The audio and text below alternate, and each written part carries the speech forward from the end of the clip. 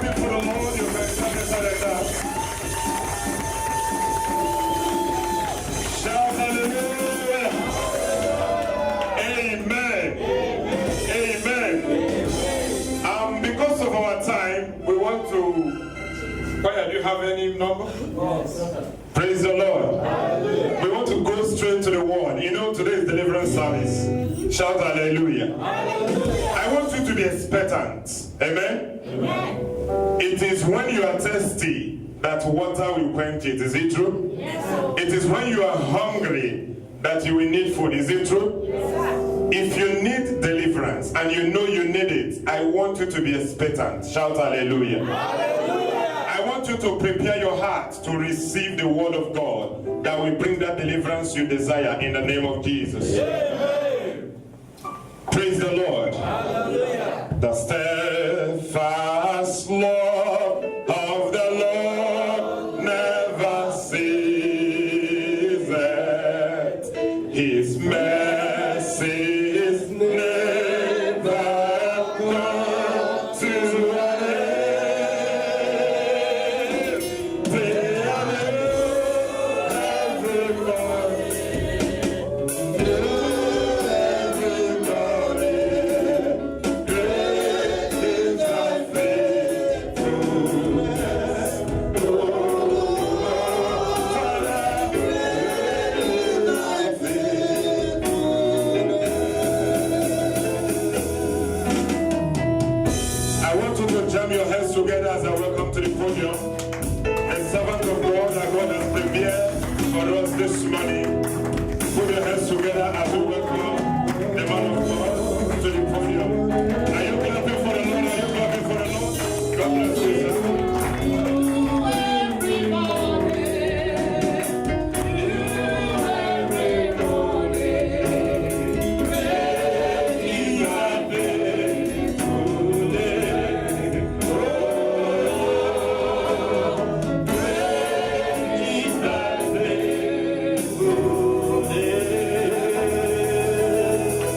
How many of you are expecting something special from God this afternoon?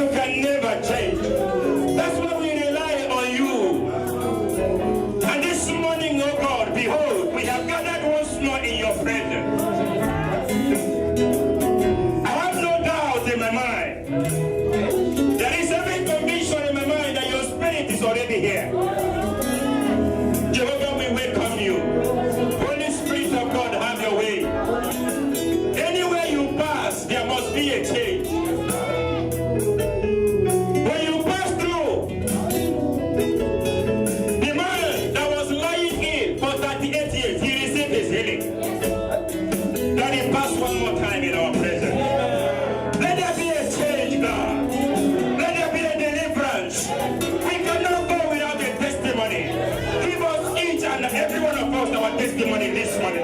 In the mighty name of Jesus. Thank you, King of Glory. In Jesus' mighty name we pray. In Jesus' mighty name we pray. Take your honorable seat. You are welcome to the presence of God. I thank the Almighty God who has made it possible for us to come to His presence. And I want to thank the elders of the church and the senior pastor and the members as well for giving me the opportunity to speak. I do not take it for granted. I say may the Lord bless you all in Jesus' name. Now let's go straight to the business of the day. Today is deliverance service. And I know that God has got a deliverance for us. In the mighty name of Jesus. Our topic this morning says, rising above every ridiculous. Rising above every ridiculous. What is ridicule? Something that subjects one into mockery. Something that reduces your identity. Something that makes you feel unworthy. That is ridicule. Something that makes mockery of you. It could be circumstances. It could be something that we unfortunately attracted to ourselves. But it is a situation that makes us feel inferior. That is ridicule. And this is something that the enemy uses whenever he wants to bring somebody down. And this morning we are rising above every ridicule in the mighty name of Jesus. Satan brought ridicule. Even he did not fear Jesus. Satan knew that Jesus is the Son of God. Even if there is no other person, Satan knew. But when Jesus Christ was passing through a tough time in the wilderness, Satan came to him. He brought what? Ridicule. He knew that Jesus Christ was exhausted. He knew his physical wants at that moment. He knew that Jesus Christ needed a praise. When ridicule wants to come, it knows your want. And when you look around, it's as if you cannot reach that. So Satan asks him, you say you are the Son of God, and now you are hungry. There is a stone here. Can you turn that into bread? And Jesus has not performed any miracle. His time has not come yet. He was in the wilderness trying to receive power. But the enemy wants him to sin against God.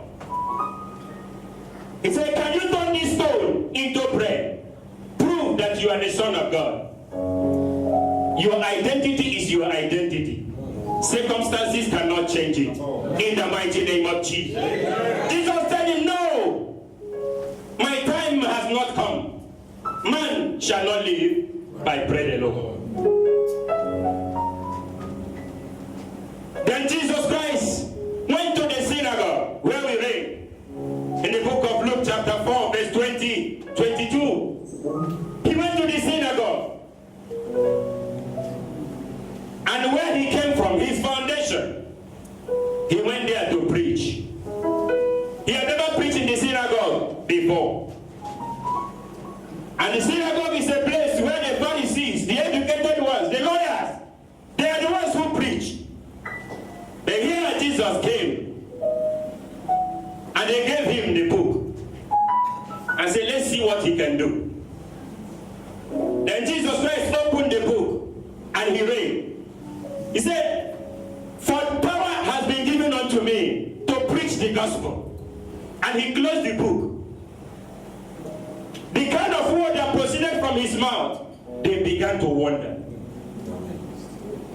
And they asked, who is Is he not the son of Joseph, the carpenter? Does the situation warrant for them to mention that his father is a carpenter? No. It's to bring ridicule unto him. It's to tell him, I know where you come from. It's to tell him, I know your standard. It's to tell him that you are not qualified to be here. I don't know what situation is challenging your identity. Today you are rising above them in the mighty name of Jesus. I said today you are rising above them in the mighty name of Jesus. Hannah was another person who was ridiculed. You see, when you are facing challenges in life and the other person is not facing similar challenge, you should know that there is something spectacular about you. There is a proverb in my language where I come from. It says a goat only follows someone who carries a green leaf. If you are not carrying any green leaf, goat will not follow you. Because there is something special about Hannah. Her stomach is not just an ordinary stomach. It's a stomach that will conceive a prophet. Then the enemy was making ridicule of Hannah. Penina had so many children. And unless Bible scholars could be able to tell us their name, but each and every one of us know that Hannah begat Samuel. Nothing can change your identity in the mighty name of Jesus. If you are not a protagonist, you are an antagonist. If there is nothing special about you, then nothing will be challenging you. Hello? Where we read in the book of Nehemiah chapter 4, it's talking about Nehemiah. He faced a particular ridicule. By virtue of his identity, by his position, Nehemiah was not just an ordinary man. He's a cup-bearer in the king's palace. He's the chief servant in the king's palace. As a matter of fact, he comes before the king, and he is the one who presents wine to the king. Everything we could say was well for Nehemiah. But his people, they were in captivity in the land of Babylon. And when he remembers his foundation, when he remembers that all is not well with my people, he will cry. He will ask God, when shall this reproach be taken away? His people will gather on the streets, and the people of Babylonians will be making mockery of them. How many of us know this song? By the rivers of Babylon, where we sat down, and there we were, when we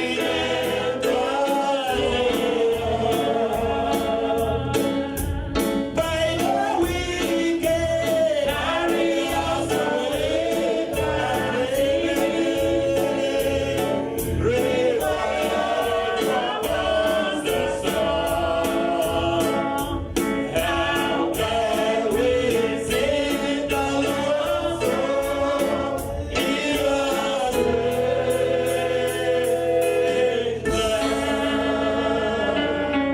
The wording of this song is a symbol of mockery. The people of Babylon, they will say, come, you have a God, and now here you are in captivity. Can you sing that your song that you used to sing to your God? That your God could not save you. Now sing that song for us so that we can dance. Imagine the height of ridicule. They have changed from ridiculing them to ridiculing their God. Any ridicule in your life, today God is delivering you in the mighty name. They said no, even though we are in captivity, even though we are suffering, but we know there is God. We cannot sing this song for you. This was determination. And God was provoked. He said, even in the midst of this predicament, these people still remember that I am their God. The children of Israel said, no, do anything. We cannot sing this song for you. We are in a strange land. Things that is meant for God is not meant for dogs. Praise the Lord. Hallelujah. Then Nehemiah, he's working in the king's palace. He was expected to be happy. But as a Jew, he was not happy. He knew that all was not well. Many of us here, we are the Nehemiah of our families. We have made it up to this point. And here we are. We cannot still live up to the expectation. Any power that is holding you not to live up to the expectation, today you are getting your deliverance in the mighty name of Jesus. Nehemiah tell God, when will this reproach be taken away? By virtue of his position, Nehemiah has access to all the facilities in the kingdom. So sometimes if you read chapter 1, he will take an ox and he will go to the top of most of the hill, and he will behold Jerusalem was lying desolate. He does this often and on, and each time he gets there, he cries, he sheds tears, and he will go back. Jerusalem was in desolation, needing for help, but here he could not help. He was crying often and on. I don't know what is making you to cry. God is giving you a solution in the mighty name of Jesus. Nehemiah said, God, remember your promises you made through your servant Moses. Remember your promises you made through your servant David. The city of David has been destroyed by the enemy, and they are making mockery of us. He went into fasting. Only one man. He went into fasting. And after that, he went to the king.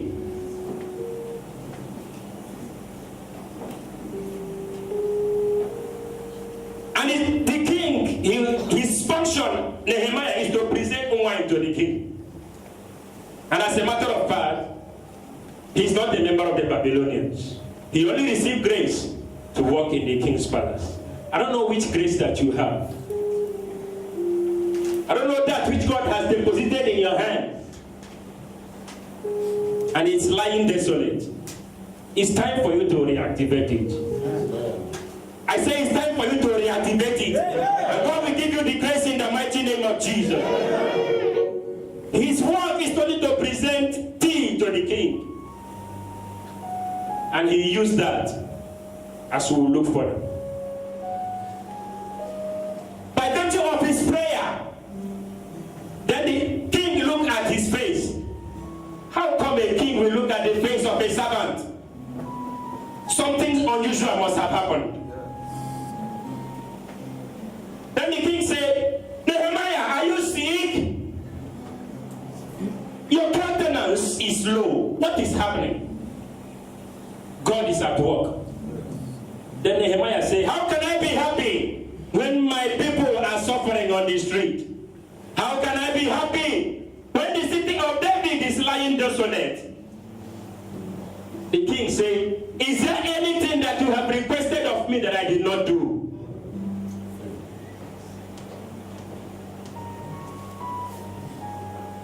Then Nehemiah said, if it pleases you, the king, let the wall of Jerusalem be rebuilt.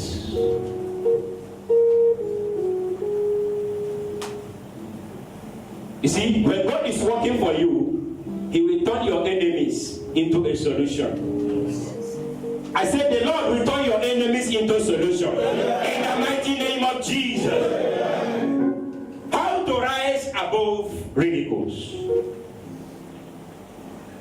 Number one, rebuild the wall of your foundation. This is what Nehemiah did. Nehemiah identified what was the cause of the problem. Yes, his people were being ridiculed. Of course, there is something lacking in their life. They are in captivity. So there was every cause for them to be ridiculed. Then Nehemiah said, I will address the origin of this problem. And I have got to rebuild this wall. And let me see what these people will use to make mockery of us. And by virtue of the situation, by virtue of the circumstances, Nehemiah was not supposed to rebuild the wall. It will be considered as a rebellion. Those of us in Nigeria, in the eastern part, there was a time there was a civil war in Nigeria. Yes. Assume me now that somebody approached the president and said, "Sir, I want to go and rebuild the Radio Biafra that was destroyed." What will the president say? He will immediately, not even lock him up, he will be executed. Because that is what? Rebellion. But this is what this guy was asking from the king. Because he has obtained favor from God, the king granted him that. And he had no resources. The only thing he needs to do is to identify where the problem is. Sometimes we keep crying, and we don't seem to acknowledge or to recognize what is the origin of this problem. The brother gave a testimony here, how his father was delivered. Imagine if that deliverance did not happen. They could be doing everything, and there is an evil foundation working contrary. The Lord will help you to identify any foundation that is not good in your life in the mighty name of Jesus. To rise above ridicule, you must correct what is the object of ridicule. Because every ridicule has got an object. That's right. That is the foundation. And that is what Nehemiah did. Can we look at Nehemiah chapter 2? Verse 2 to 5. A fast reader. Praise the Lord. Hallelujah. The book of Nehemiah chapter 2, from 2 to 5. Therefore the king said to me, "Why is your face sad, since you are not sick? This is nothing but sorrow of heart." So I became dreadfully afraid, and said to the king, "May the king live forever. Why should my face not be sad, when the city, the place of my fathers, too lies waste, and its gates are burned with fire?" Then the king said to me, "What do you request?" So I prayed to the God of heaven. And I said to the king, "If it pleases the king, and if your servant has found favor in your sight, I ask that you send me to Judah, to the city of my fathers, that I may rebuild it." Praise the Lord. That I may rebuild the wall.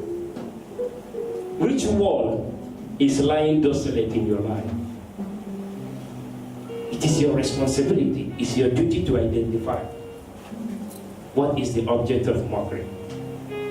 And God will give you the grace to rectify them in the mighty name of Jesus. Amen. How to rise above ridicule. Number 2, do not listen to your mockers. Be determined, be focused. The mockery, they are coming to make you angry. When we were growing up, if you want to make somebody to fight, you make mockery of him. If he's not getting angry, use his father. Before you use his father and his mother, he's already angry. And that is the tool that the enemy uses. That is what a distraction to make you derail from your plan. So you should do what? Ignore them. Ignore the mockers. Ignore the situation that is telling you that you are not fit. Mockery can happen from an individual, or it can happen from a situation. Whatever it is that is making mockery of you, ignore them. Focus on your plan. That is what Nehemiah did. Let's look at Nehemiah chapter 4, from verse 1 to 4. Hallelujah. But it so happened, when Sanballat heard that we were rebuilding the wall, that he was furious and very indigent, and mocked the Jews. And he spoke before his brethren and the army of Samaria, and said, What are these feeble Jews doing? Why they fortify themselves? Will they offer sacrifices? Will they complete it in a day? Will they revive the stones from the heaps of rubbish that are burnt? Now Tobiah the Ammonite was beside him, and he said, whatever they build, if even a force goes up on it, he will break down their stone. Verse 4. Hear, O our God, for we are despised, turn their reproach on their own head, and give them as plunder to a land of captivity. Praise the Lord. Hallelujah. This is typical mockery. Sanballat and Tobiah, we could say that they are the friends of Nehemiah because they knew Nehemiah as somebody who works in the palace. And they have been happy when Nehemiah has been crying all day long. They didn't make any mockery of him when he was crying. And now he has taken an initiative to correct the problem. And now they are making mockery of him. Say, feeble Jews. Feeble means somebody who doesn't have power, who is not well fed. Say, look at them. What are they trying to do? Do they want to make sacrifice? Even the wall that they are building, if a fox crosses over it, it will fall off. They are just doing rubbish. But Nehemiah cried, and he went back to God. He said, oh God, remember what they are saying. I could see him singing this song. I have a God who never fails. I have a God who never fails. I have a God who never fails. Who never fails. He will never fail. Forevermore, I have a God. I have a God.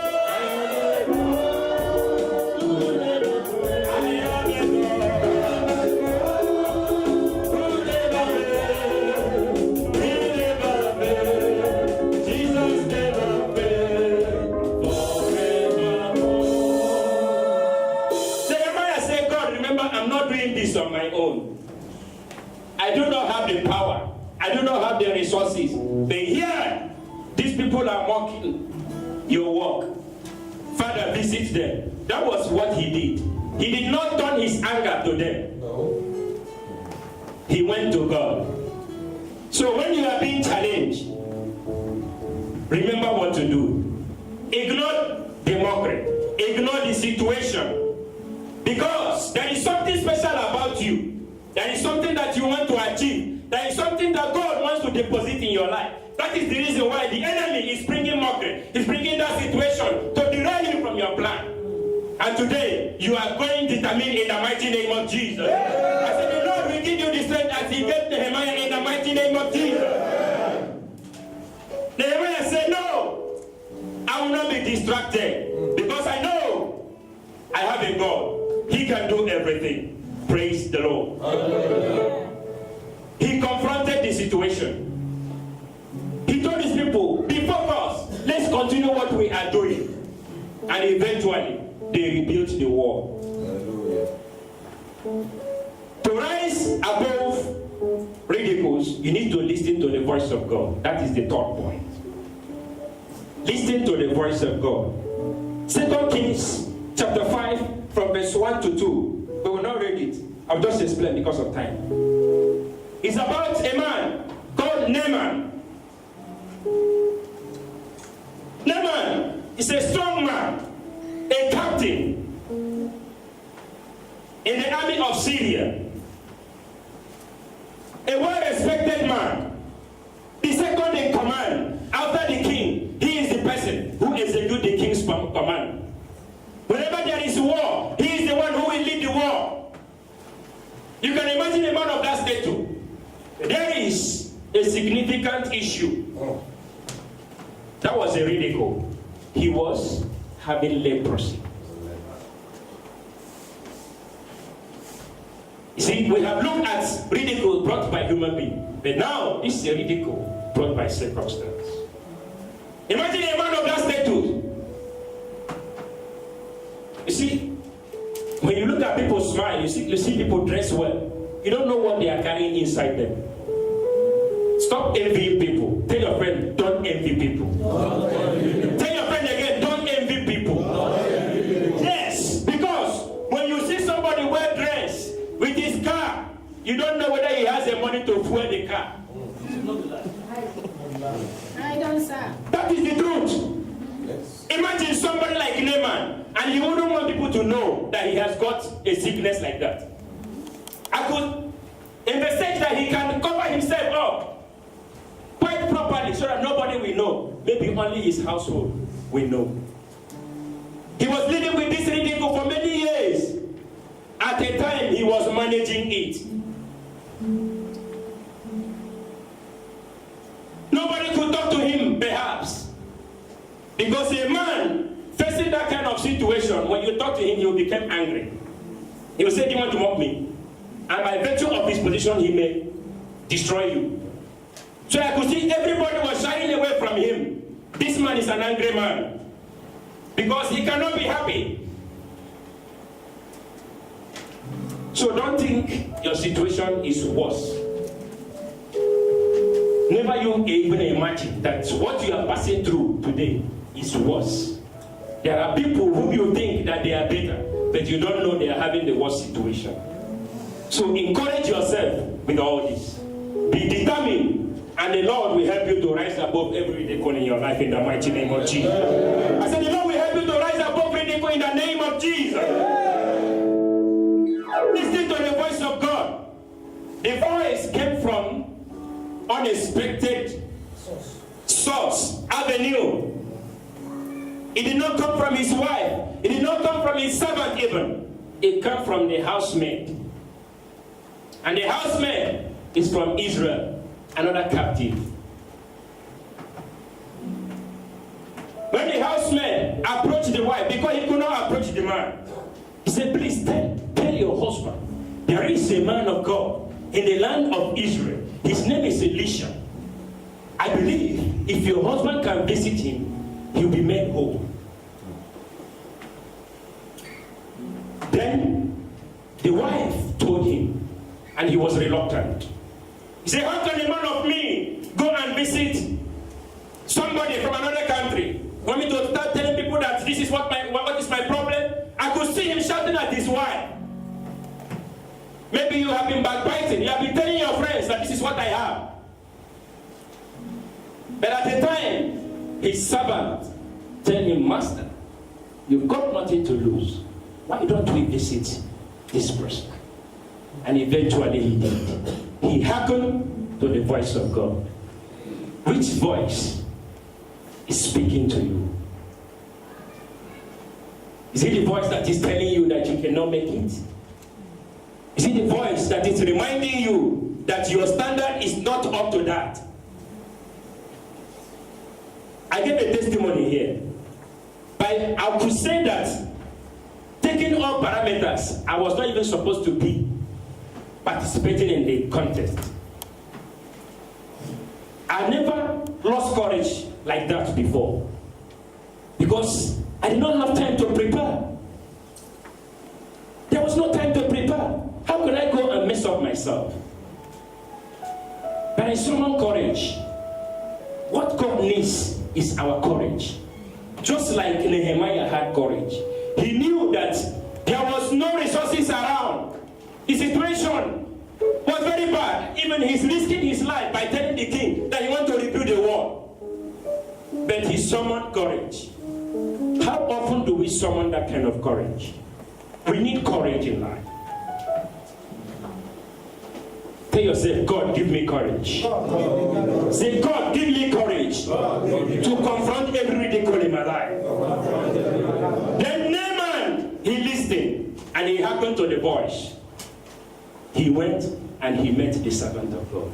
And eventually, he was made whole. Praise the Lord. When God is speaking to you, listen.